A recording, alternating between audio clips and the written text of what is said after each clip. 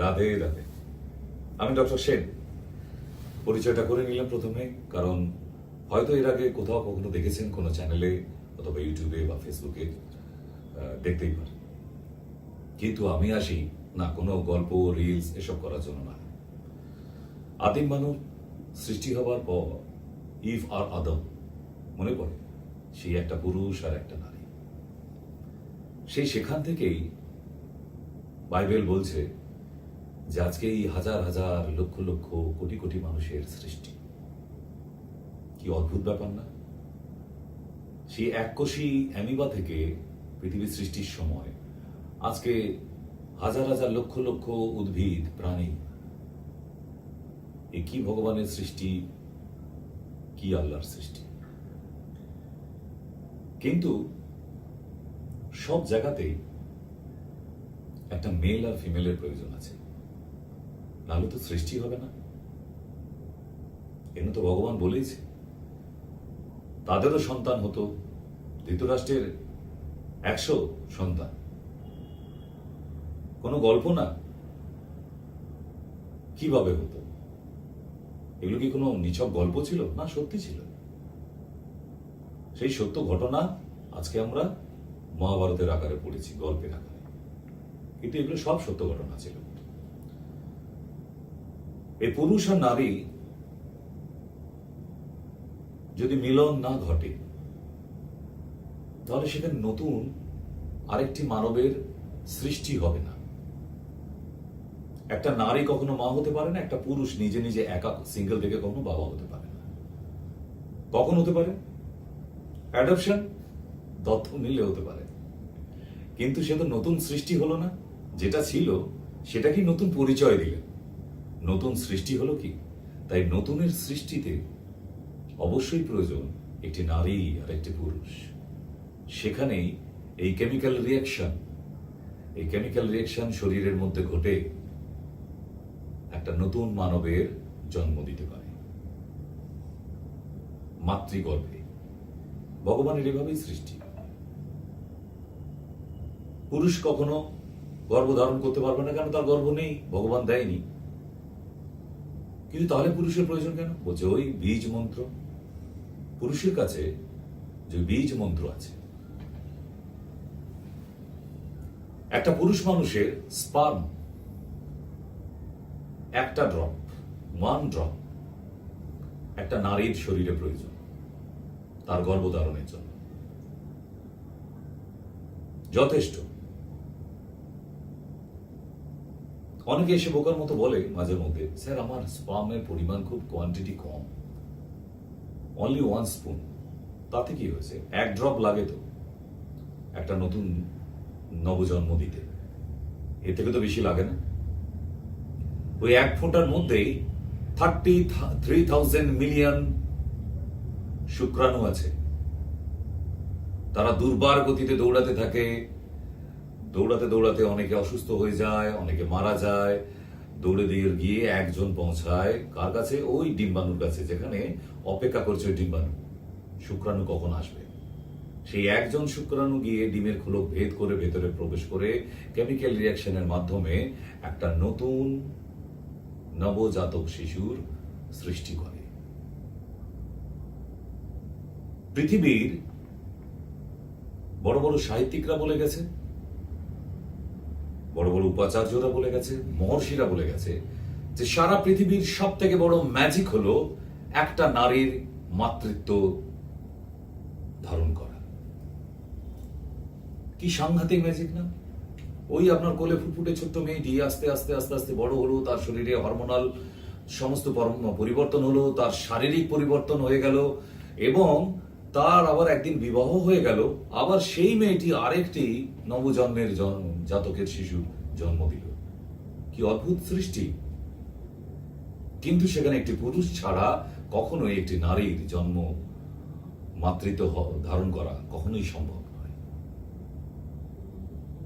তার মানে আমরা যে সিমেন অ্যানালাইসিস, সিমেন টেস্ট করাই, এই সিমেন টেস্টের মধ্যে কি থাকে?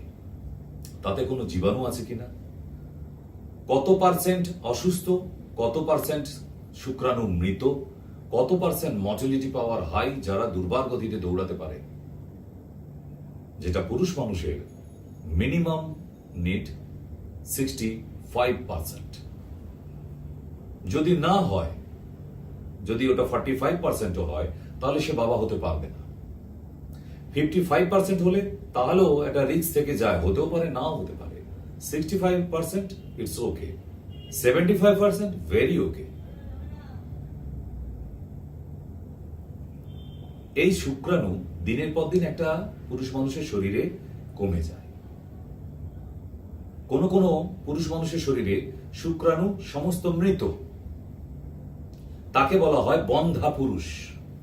আজকের ডেটে এই অ্যান্ড্রয়েড মোবাইলের জমানায় মহিলা বন্ধার থেকে পুরুষ বন্ধা সব থেকে সংখ্যায় বেশি। এটা নিয়ে আমি মায়া টিভি চ্যানেলে বা অন্যান্য আরো টিভি চ্যানেলে আপনারা হয়তো দেখতে দেখতে একদিন দেখতে পেয়ে যাবেন। আমি অনেক বছর আগে অনুষ্ঠান করে দিয়েছি যে আজকের ডেটে পুরুষ বন্ধা সব থেকে বেশি সংখ্যা। কেন?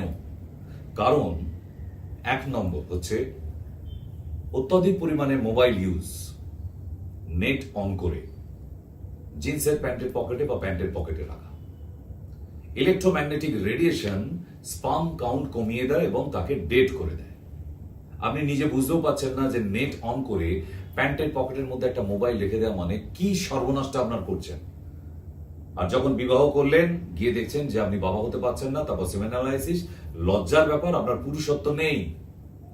আপনি বিরাট বড় বডি বিল্ডার, জিমে যাচ্ছেন, ভালো খাওয়া দাওয়া করেন, আপনাকে হ্যান্ডসাম দেখতে, হিরো হিরো দেখতে, আপনার বাবা হওয়ার ক্ষমতা নেই। কেন? আপনার স্পার্ম কাউন্ট 0, মর্টালিটি পাওয়ার 0। বুঝতে পারছেন? মাথায় বজ্রাঘাত পড়ার মতো একটা খবর।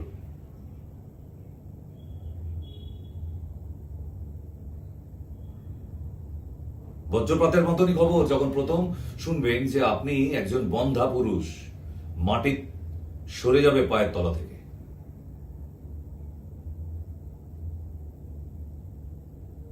তাই একজন সাহিত্যিক বলেছিল, বজ্রপাত আর বীর্যপাত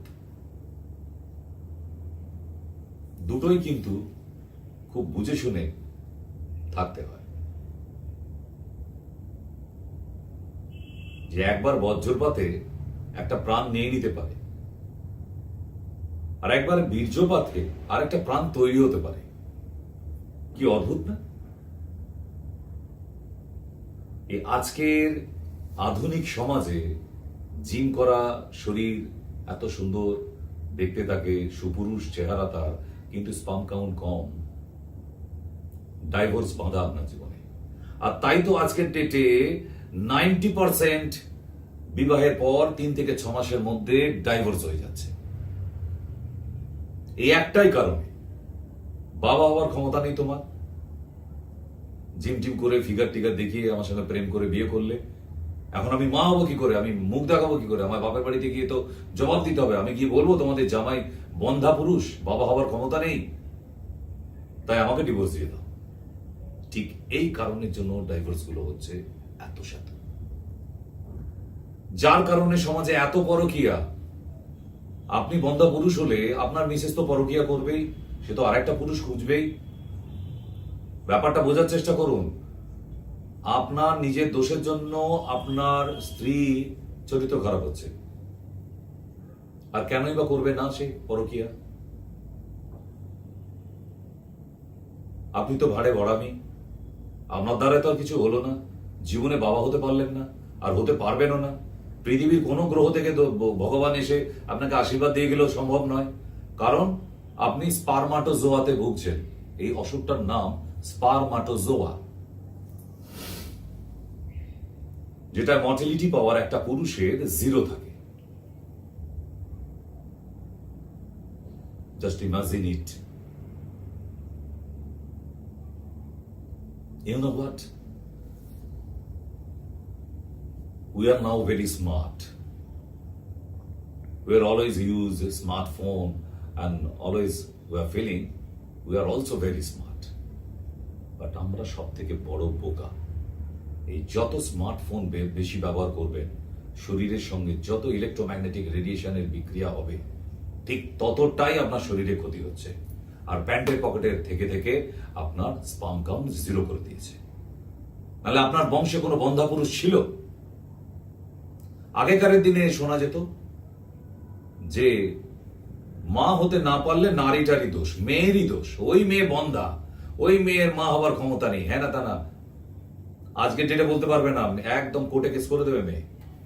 আপনার ছেলের স্পার্ম কাউন্ট কম, আমার না, আমার মা হবার ক্ষমতা আছে, আপনার ছেলের নেই। সুতরাং সেই দজ্জাল শাশুড়িদের বড় বড় লেকচার এখন আর চলে না। বুঝতে পারছেন ঘটনাটা কি বলছি আমি?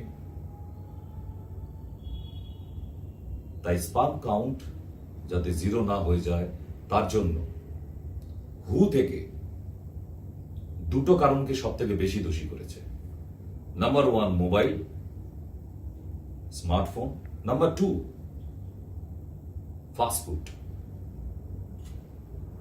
যত আপনি ফাস্টফুড খাবেন, যত এই পোল্ট্রি মুরগির ভ্যারাইটি খাবেন, তত আপনার স্পার্ম কাউন্ট ধীরে ধীরে ধীরে ধীরে কমতে থাকবে। ইয়েস।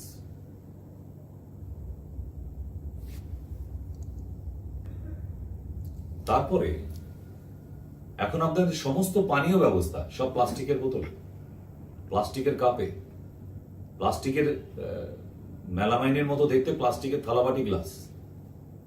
অ্যালকোহল এখন খাচ্ছে, আগে কাঁচের গ্লাসে খেত, এখন প্লাস্টিকে। যে প্লাস্টিক জীবনে কোনোদিন আর মাটি হয় না, কি মারাত্মক কেমিক্যাল দিয়ে তৈরি করা হয় আপনারা জানেন না। এই মাইক্রোপ্লাস্টিক, যার মধ্যে আপনি অ্যালকোহল ঢেলে খাচ্ছেন, যার মধ্যে আপনি চা ঢেলে খাচ্ছেন, যার মধ্যে এখন বিয়ে বাড়িতে, অনুষ্ঠান বাড়িতে জল অবধি পরিবেশন করা হয়, এটাও একটা বিরাট কারণ করা হয়েছে। তাহলে আমাদের মরণ ফাঁদ আমরা খুলে ফেলেছি। একটা বাচ্চার জন্ম দিতে পারবেন না, কিসের কারণ? না, অসুখটা তো আপনি নিজে বাঁধিয়েছেন। এর জন্য তো বংশ পরম্পরার ব্যাপার ছিল না, আপনার বংশে কেউ বন্ধা পুরুষ ছিল না, আপনিই হয়েছেন। এর জন্য দায়ী আপনি। আপনি যদি একটু ছোটবেলা থেকে অ্যালার্ট হতেন, তাহলে আজকে এটা হতো না। এক্সেসিভ মাস্টারবেশন একটা ক্ষতি করেছেন। Masturbation is good, excessive is very bad. Number 2, ফাস্টফুডে আপনি অ্যাডিকশন। ফাস্টফুড আপনাকে খেতেই হবে, কিচ্ছু করার নেই। ফাস্টফুড না হলে আপনি বেঁচে থাকতে পারেন না। মুরগির এত ভ্যারাইটি, ওফ, খেতেই হবে। এই করে করে আপনি নিজের দোষটা করেছেন। যাই হোক, আমি জানি খুব মন খারাপ হয়ে যাচ্ছে আপনার। ডাইভোর্সটা হয়নি নিশ্চয়ই, হয়ে যাবে তো। আমি জানি আপনার মনটা খারাপ হচ্ছে, কিন্তু উপায়? যদি দেখেন যে আপনার স্পার্ম কাউন্ট 5 অথবা 10% অথবা 15-20%ও আছে, তাদের জন্য বলছি, যাদের স্পার্মাটোজোয়া শেষ, তাদের গল্প। জাস্ট আই ক্যান ট্রাই, তাদের জন্য একটু ট্রাই করে দেখতে পারি, কারণ আমার কাছে কিছু মারাত্মক ম্যাজিক মেডিসিনস আছে যেটা ম্যাজিক করতে পারে আপনার শরীরে। আপনার ভাগ্য ঘুরলেও ঘুরতে পারে, বাট 0 থেকে কিছু করা যায় না। কিছু থাকলে কিছু হয়, না থাকলে কিছু নয়, এই প্রবাদটা আমরা শুনেছি। তাই 0 থাকলে সেখান থেকে 1%-এ নিয়ে যাওয়া খুব কঠিন। যদি 1% হয়ে যায়, তাহলে সেখান থেকে কিন্তু 55%ও নিয়ে যেতে পারি। ইয়েস, আমি পারি। তাই যাদের 5%ও আছে, 10%ও আছে, আমি তাদের জন্য বলছি, সকালবেলা উঠে 1 চামচ পেঁয়াজ রস, 1 চামচ রসুনের রস, 1 চামচ আদার রস আর 1 চামচ মধু একটা কাপের মধ্যে নিয়ে মিক্স করুন। সকালবেলা খালি পেটে সেবন করুন ডেলি। 2টো করে প্যাকেটিং খেজুর এভরিডে, 1টি করে আখরোট ডেলি। বাদাম, কাজু, কিশমিশ দিয়ে দুধের সঙ্গে মিক্স করে ফ্রিজে রেখে দিন রাতের বেলা বানিয়ে। সেটা অফিসে যাওয়ার সময় খেয়ে যান। গরম দুধ না, ওটা একদম কোল্ড মিল্ক হয়ে গেল। তার মধ্যে কি থাকবে? কাজু, পেস্তা, কিশমিশ, আখরোট সব দিয়ে, খেজুর, এরকম ডাস্টও পাওয়া যায়। আপনি নিয়ে গিয়ে দুধের মধ্যে মিক্স করে ফ্রিজে দিয়ে দিন, দরকার আছে। ভালো কিছু খেতে হবে তো। আপনার KFC চিকেনের কথা বলিনি আমি, স্যার আমি তো সপ্তাহে 7 দিন মাংস খাই। খান, মাংসই খান, ওই মাংস সর্বনাশ করেছে তো আপনার। এই যে পোল্ট্রি মুরগির শরীরে ভ্যাকসিন দেওয়া আছে, যে 15 দিনে একটা পিল বাচ্চা থেকে 2.5 কিলো ওজনের মুরগি হয়ে যাচ্ছে, আপনারা এরপরেও আইডিয়া হয়নি যে কি মারাত্মক কেমিক্যাল রিয়াকশন ওই মুরগিটা শরীরে দেওয়া আছে, যেটার ফলে আজকে এক একটা পুরুষকে মহিলাকে বন্ধা বানিয়ে দিচ্ছে। আজকে পুরুষদের আলোচনা হচ্ছে বলে আমি পুরুষদের বললাম, মহিলারাও এখন জিন্স পরে, তারাও যদি মোবাইল নেট অন করে প্যান্টের পকেটে রাখে, তাদেরও ওই ওভ্যাম কোয়ান্টিটি, ডিম্বাণুর সংখ্যা কমে যাবে, যেটাকে বলা হয় anti Mullerian hormone, AMH down 2.5 minimum average যদি না থাকে, আপনিও কোনোদিন মা হতে পারবেন না। তাহলে বুঝতে পারছেন, দুই পক্ষই, ছেলে পক্ষ মেয়ে পক্ষ, দুজনরাই নিজেদের ক্ষতি করার জন্য উঠে পড়ে লেগেছে। 2030 সাল থেকে হয়তো আর ভারতবর্ষে কারোর বেবি হবে না। কত সাংঘাতিক একটা শব্দ, বুঝতে পারছেন? এই বন্ধা হতে হতে হতে হতে এমন একটা সময় এসে দাঁড়াবে, ভারতবর্ষে কারোর আর বেবি হবে না। কে যুদ্ধ করবে? কে দেশকে এগিয়ে নিয়ে যাবে? বুঝতে পারছেন কি সাংঘাতিক আমাদের ওপর অস্ত্র প্রয়োগ করা হয়ে গেছে অলরেডি ভ্যাকসিনের মাধ্যমে। যেটা মুরগির শরীরে দেওয়া হয়েছিল, মানুষের শরীরে গিয়ে তার পুরুষকে মহিলাকে বন্ধা বানিয়ে দিচ্ছে ফাস্টফুডের মাধ্যমে। পুরুষদের জন্য তো বলে দেওয়া হলো, বিশেষ করে আজকে স্পাম নেই, যারা চিন্তিত আগামীকালকে সকালবেলায় গিয়ে spam count, spam analysis test করা, যদি কোনো রকম ভুল ত্রুটি থাকে তার মধ্যে এই নাম্বারে কমেন্ট করে ফোন নাম্বার নিয়ে একবার যোগাযোগ করুন। আসতে হবে না, ফোনে কথা বলুন, আমি তাতেই আপনাকে টিপস বলে দেবো, ওষুধ বলে দেবো। আর স্পাম গ্রো আয়ুর্বেদের পিওর একটি মেডিসিন, স্পাম গ্রো, এখানে ছবি দিয়ে দেবো। আয়ুর্বেদিক পিওর মেডিসিন, যেটা স্পাম কাউন্টকে বাড়াতে পারে। পিওর শিলাজিৎ স্পাম কাউন্টকে বাড়াতে পারে।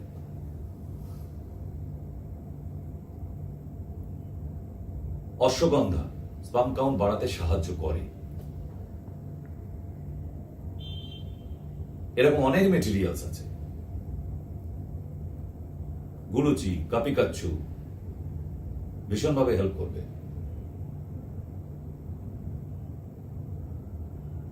ভিডিওটা ফলো করতে থাকুন, আর টেস্টটা ইমিডিয়েট করার পর কমেন্ট করুন, ফোন নাম্বার দিয়ে দেব, কথা বলুন। আসতে হবে না, আপনি যেখানেই থাকুন, আপনি বিদেশেই থাকুন, আপনি হোয়াটসঅ্যাপ কলিং এ কথা বলুন, আই উইল হেল্প ইউ। আমি আপনার জন্য সব সময়ের জন্য আছি, মন খারাপ করার কিছু নেই। আজকের জন্য নমস্কার, রাধে রাধে।